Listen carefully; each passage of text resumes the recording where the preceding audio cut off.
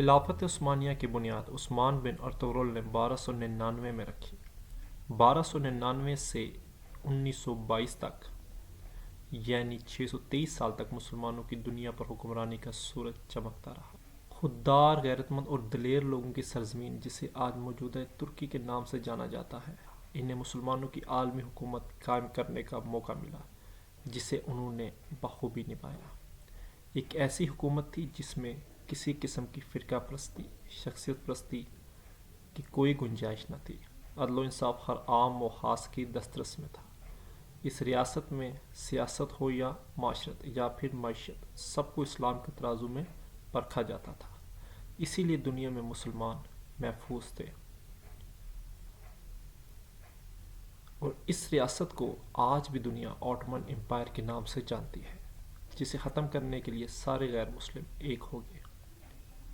خلافت عثمانیہ 3 براعظموں میں پھیلی ہوئی تھی، یعنی یہ اتنی بڑی تھی کہ جب 1922 کو ایک عالمی معاہدے کے تحت خلافت عثمانیہ کو ختم کیا گیا تو اس سے 40 نئے ممالک وجود میں آئے۔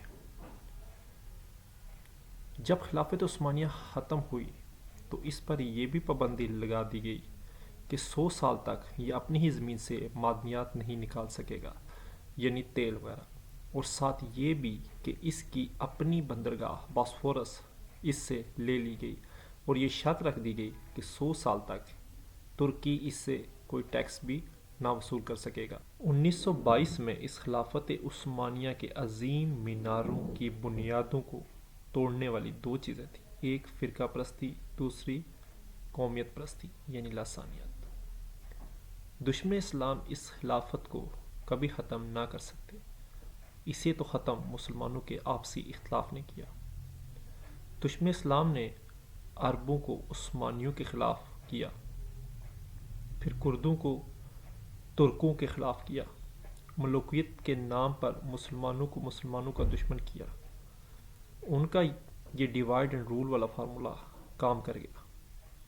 اس خلافت عثمانیہ کے ختم ہونے پر یعنی 100 سال گزرنے کے بعد مسلمان اگر اپنا تجزیہ کریں تو یہ 100 سال ان کے اوپر سب سے زیادہ اذیت، کرب اور بے بسی میں گزرے، کیونکہ لاکھوں کی تعداد میں مسلمان شہید ہوئے، پھر بھی دہشت گرد صرف مسلمان ہی قرار پائے۔